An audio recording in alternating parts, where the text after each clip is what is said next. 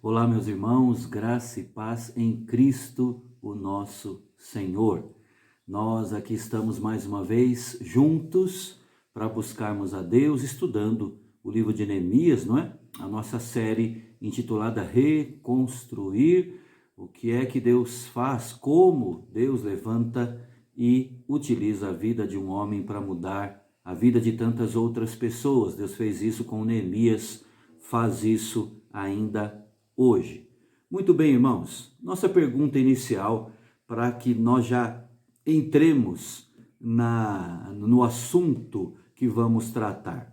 A pergunta é a seguinte: o que é que você faz quando você está fraco espiritualmente? Não faz nada? Quando você se enxerga fraco no seu relacionamento com Deus, diante do nosso Senhor, o que é que você faz quando está fraco espiritualmente? Pense nisso. E pensando nisso, nós vamos cantar o hino 225 dos nossos hinários, do Hinário Novo Cântico, Dedicação Pessoal. A letra toca profundamente, irmãos. Eis-me, ó Salvador, aqui, corpo e alma oferto a ti. Servo inútil, sem valor, mas pertenço a meu Senhor.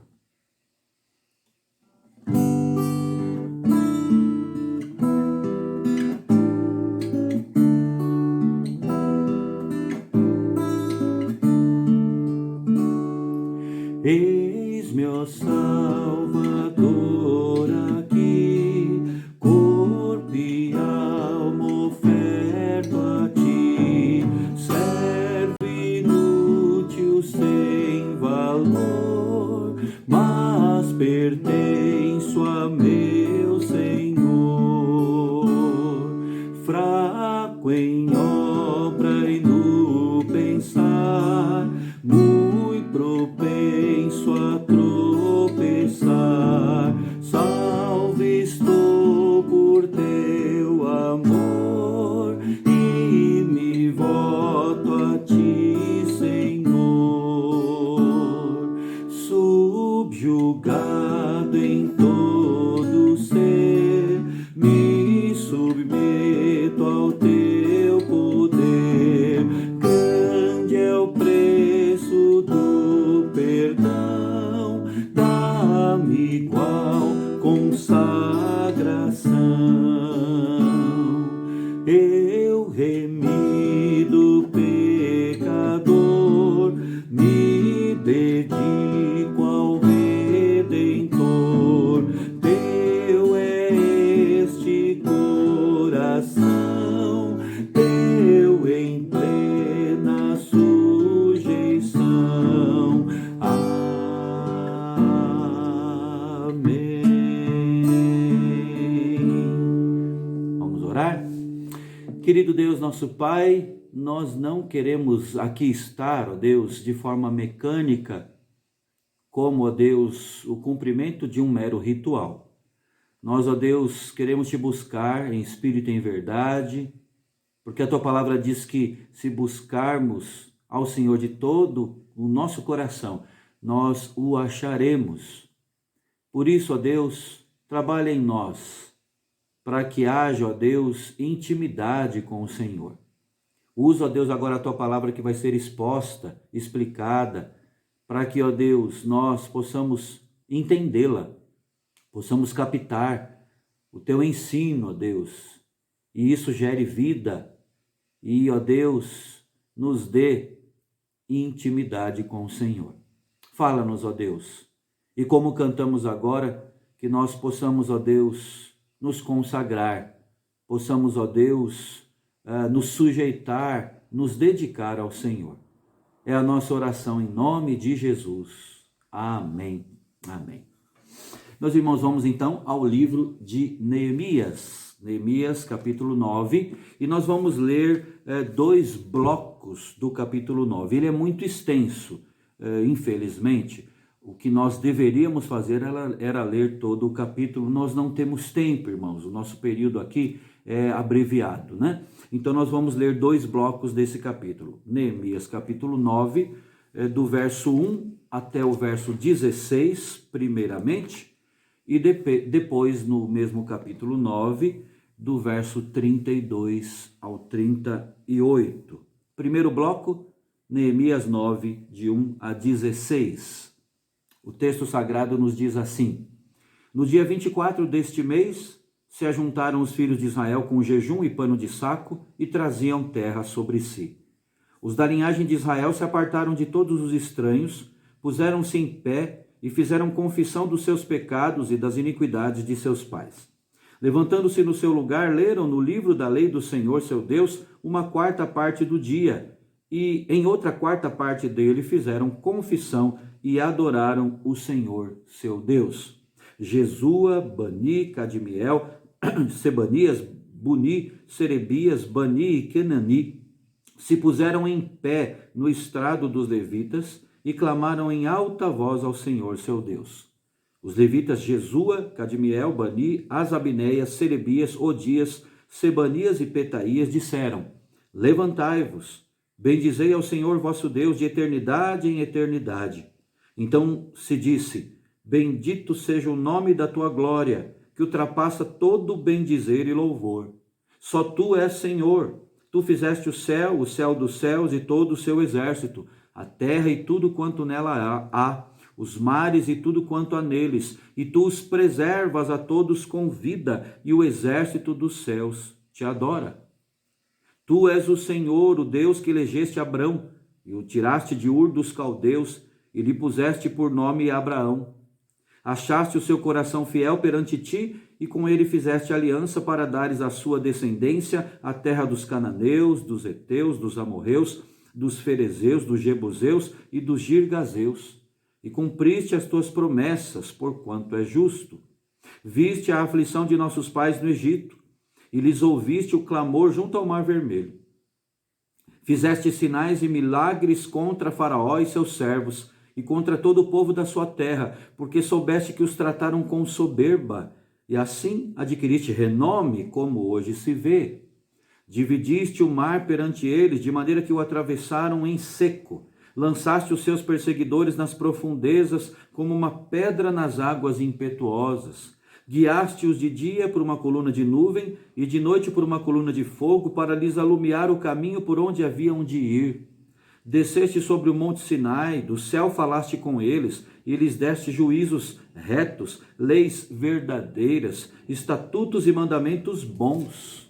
O teu santo sábado lhes fizeste conhecer, preceitos, estatutos e lei, por intermédio de Moisés teu servo lhes mandaste. Pão dos céus lhes deste na sua fome, e água da rocha lhes fizeste brotar na sua sede, e lhes disseste que entrassem para possuírem a terra, que com mão levantada lhe juraste dar. Porém, eles, nossos pais, se houveram soberbamente, endureceram a sua cerviz, e não deram ouvidos aos teus mandamentos. Recusaram ouvir-te, e não se lembraram das tuas maravilhas que lhes fizeste, endureceram a sua cerviz, e na sua rebelião levantaram um chefe com o propósito de voltarem para a sua servidão no Egito. Até aqui, irmãos. Agora nós vamos ler do verso 32 em diante. Agora, pois, ó Deus nosso, ó Deus grande, poderoso e temível, que guardas a aliança e a misericórdia, não menosprezes toda a aflição que nos sobreveio, a nós, aos nossos reis, aos nossos príncipes, aos nossos sacerdotes, aos nossos profetas, aos nossos pais e a todo o teu povo, desde os dias dos reis da Assíria até o dia de hoje. Porque tu és justo em tudo quanto tem vindo sobre nós, pois tu fielmente procedeste e nós perversamente. Os nossos reis, os nossos príncipes, os nossos sacerdotes e os nossos pais não guardaram a tua lei, nem deram ouvidos aos teus mandamentos e os teus testemunhos que testificaste contra eles. Pois eles, no seu reino, na muita abundância de bens que lhes deste, na terra espaçosa e fértil que puseste diante deles, não te serviram, nem se converteram de suas más obras. Eis que hoje somos servos, e até na terra que deste a nossos pais para comerem o seu fruto e o seu bem, eis que somos servos nela. Seus abundantes produtos são para os reis que puseste sobre nós por causa dos nossos pecados. e segundo a sua vontade dominam sobre o nosso corpo e sobre o nosso gado. Estamos em grande angústia. Por causa de tudo isso, estabelecemos aliança fiel e o escrevemos, e selaram-na os nossos príncipes, os nossos levitas e os nossos sacerdotes. Meus irmãos, o que é que nós temos aqui no capítulo 9 do livro de Neemias? Temos aqui a descrição de uma renovação espiritual. Esse reavivamento foi a consequência de um interesse renovado na palavra de Deus. Já dissemos isso na última devocional. Falamos também, no último estudo, que teve alguns preparativos, né, para essa renovação espiritual. O povo foi tomado por um sentimento de pesar, de tristeza pelo seu pecado. O povo buscou se separar de costumes, de hábitos estranhos e que não agradavam a Deus. O povo confessou os seus pecados. É até interessante, irmãos, que diz aí, verso 2 e 3, que eles se levantaram, leram no livro da lei, uma quarta parte do dia, e em outra quarta parte do dia fizeram confissão. Aí a gente pode dividir o dia de 24 horas e pensar então que eles ficaram aí 12 horas direto, né? Mas na mente do judeu, dia se referia às 12 horas de claridade. Então nós concluímos que eles gastaram 3 horas, a quarta parte do dia, a divisão, né? 12 dividido então por 4. Então eles gastaram 3 horas ouvindo a palavra e mais 3 respondendo a palavra com confissão e consequente adoração. 6 horas de culto. Irmãos, parece ser um culto intolerável para os padrões modernos, né? Um culto longo demais para o crente dos nossos dias. Quando o pastor prega um pouco além do que a gente imagina que deve ser, a gente já fica desconfortável, não é? E é interessante, irmãos, que aquele povo ficou ali reunido 6 horas, e o texto mostra que foi um tempo muito bem investido, porque quando consideramos a renovação espiritual que se seguiu disso, realmente foi um tempo muito bem empregado. E nós podemos resumir, irmãos, que a preparação daquele avivamento constou de um afastamento deliberado de práticas, de associações, né, que prejudicavam a saúde espiritual daquele povo, o investir tempo na leitura e exposição da Escritura. Eu creio, irmãos, que cada vez mais, num mundo tão do fast food, né, das coisas rápidas, cada vez mais nós precisamos colocar isso na nossa mente, encasquetar isso, que a leitura e a exposição da Escritura não se fazem em 20 minutos. Isso precisa ser elaborado. A palavra de Deus precisa ser pensada e a gente precisa dar ouvidos à exposição, né?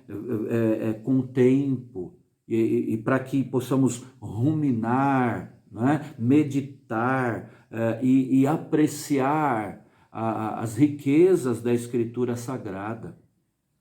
E aquele povo também respondeu com sincera confissão e seguida de adoração a Deus. Agora, hoje, irmãos, nós vamos falar de alguns ingredientes da renovação espiritual que se instalou ali.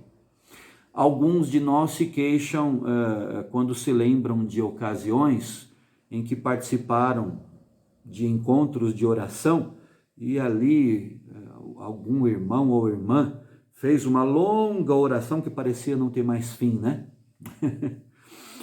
Prepare-se então, porque nós estamos diante de uma das orações mais longas da Bíblia. Nessa oração, a gente tem mais de 200 alusões ou citações de outras partes do Antigo Testamento.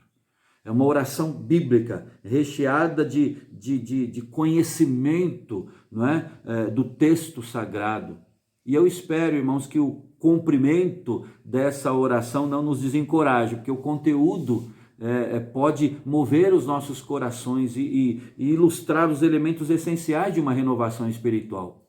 Alguns deles a gente pode falar aqui. O primeiro, a adoração a Deus. Isso está nos versos 5 e 6. Vejam aí. Bendito seja o nome da tua glória, que ultrapassa todo bendizer e louvor. Só tu és Senhor, tu fizeste o céu dos céus e todo o seu exército, a terra e tudo quanto nela há, os mares e tudo quanto há neles, e tu os preservas a todos com vida, e o exército dos céus te adora. Vejam como Deus é adorado. O seu glorioso nome é uma representação do seu verdadeiro ser, do seu caráter. A natureza de Deus inclui, irmãos, os atributos de eternidade, de soberania, né? Tanto quanto é mencionado aqui a compaixão dele, a graciosa compaixão do nosso Deus. Deus também é adorado por sua habilidade criadora. Ele é o criador de toda a terra, do mar, do céu.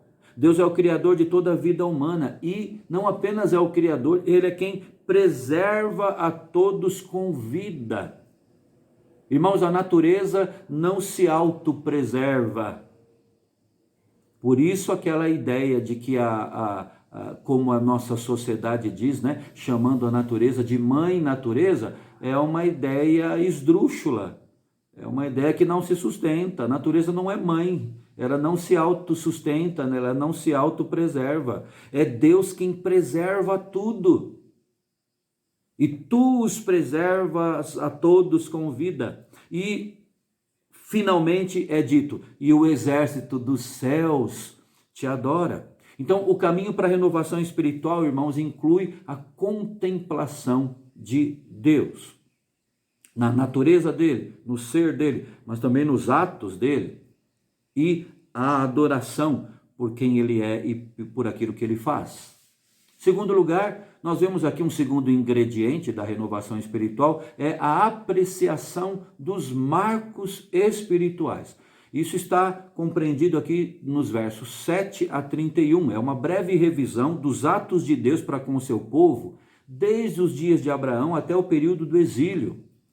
Aqui eles se lembram, os levitas, Neemias, ali, a liderança do povo de Judá, eles se lembram de uma série de eventos que mostravam a grandiosa e a graciosa compaixão de Deus sobre o seu povo. Deus inicialmente fez a sua aliança com Abraão, está nos versos 7 e 8, com Abraão e a sua descendência, para ser o seu Deus, para abençoá-lo de numerosas formas, incluindo a posse da terra onde eles estavam. Graciosamente, irmãos, Deus os libertou, né, ali da escravidão no Egito por meio de pragas sobrenaturais e dividindo o Mar Vermelho. Isso está nos versos 13 e 14. No Monte Sinai, Deus apareceu e revelou suas santas e justas leis. No deserto, Deus saciou a sede do povo com água da rocha, verso 15, e a fome do povo com pão do céu. Irmãos, aquele povo nunca teve de enfrentar qualquer situação hostil sem a misericordiosa provisão e proteção de Deus.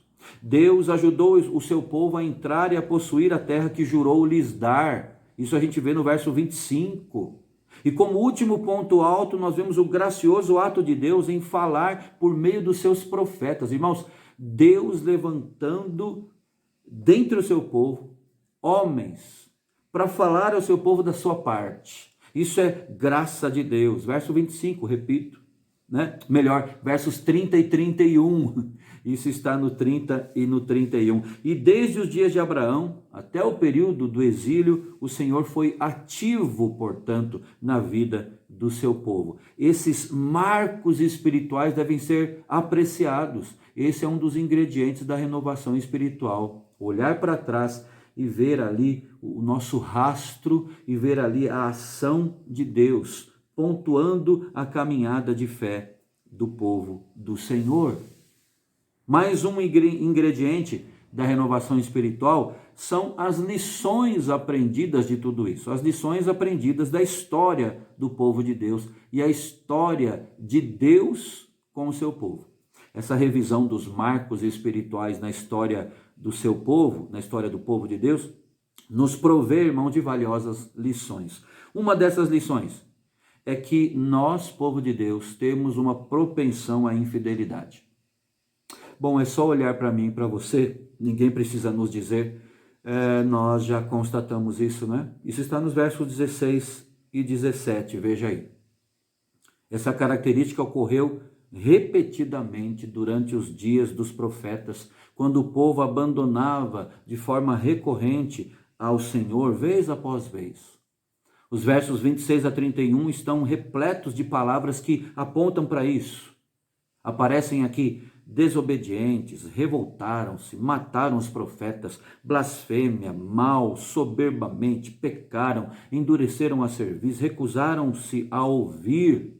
Cerviz é essa parte, né? Eles endureceram, ou seja, eles não se dobraram, não se humilharam. Agora, antes de nós condenarmos duramente esse povo, o antigo povo de Deus, nós precisamos nos lembrar de nós mesmos, porque nós, de forma semelhante, também temos essa tendência, a tendência de pecar repetidamente e de pecar nos mesmos erros, pecados recorrentes que nos tentam. E a gente pode perguntar assim: por que é que eu continuo cometendo esse mesmo erro? Se você muitas vezes se sente dessa forma, a gente precisa olhar para cima e depender da graça do Senhor, porque uma outra lição embutida aqui nesse texto, né, nos marcos espirituais, é que além da nossa tendência de pecar repetidamente, a nossa tendência, como dissemos, a nossa propensão à infidelidade, há também uma outra lição, a de que Deus é graciosamente compassivo, né? Nós notamos também um refrão se repetindo aqui: Deus é gracioso e compassivo, Deus não abandona o seu povo, embora eles o abandonassem. Isso está aqui no verso 17, no verso 19, 27, 28 e 31. Então isso é encorajador. Entender que nós não precisamos nos desesperar, não precisamos pensar que já é tarde demais para a renovação espiritual. Por um lado, nossa tendência, nossa propensão a sermos infiéis, infelizmente. Por outro lado, a Deus, um Deus imutável, que não muda na sua graça, que continua sendo gracioso e compassivo. Por isso, irmãos, um outro ingrediente da renovação espiritual que aparece aqui é que nós, povo do Senhor, precisamos reconhecer que somos responsáveis pelo nosso pecado. E isso está exposto no verso 32 a 37. Os pronomes que aparecem aqui, do 32 ao 37, são conjugados na primeira pessoa do plural, nós. Ou seja, o povo abertamente estava admitindo o seu pecado, estava solenemente admitindo a seriedade do problema. Então eles não estavam minimizando, racionalizando, transferindo a responsabilidade, né? Eles confessaram que estavam agindo errado, que falharam em seguir a lei de Deus, ignorando os seus mandamentos, as advertências que Deus lhes mandava. A natureza compassiva de Deus, sempre vista, não os absolvia da sua responsabilidade de confessar pecados e de alinhar os seus caminhos, né, para que houvesse renovação espiritual. Os israelitas tinham consciência da seriedade do pecado. Muito bem. A nossa pergunta inicial foi a seguinte: o que é que você faz quando está fraco espiritualmente? Não faz nada? Nós precisamos fazer. Nós precisamos tomar atitudes quando nos vemos fraquejando ou se já estamos fracos, espiritualmente falando. O capítulo 9 de Neemias mostra que aqueles que estão assim enfraquecidos no seu relacionamento com Deus precisam gastar tempo na contemplação do Senhor, para vê-lo como de fato Ele é, na sua natureza, nos seus atos. Aqueles que estão enfraquecidos espiritualmente precisam parar para apreciar a Deus nas renovações passadas, nos marcos espirituais, na caminhada do povo dele. Aqueles que estão enfraquecidos espiritualmente falando, eles precisam reconhecer seriamente os seus pecados, confessá-los e alinhar os seus caminhos diante do Senhor. Você tem verificado esses elementos de renovação espiritual na sua vida? Não demore e coloque na sua caminhada de fé esses elementos, para a glória de Deus e para o seu próprio bem. Amém? Que Deus assim o abençoe. Vamos agora orar em família, eu aqui na minha, você aí. Até o nosso próximo estudo, irmão, irmã, se assim Deus quiser.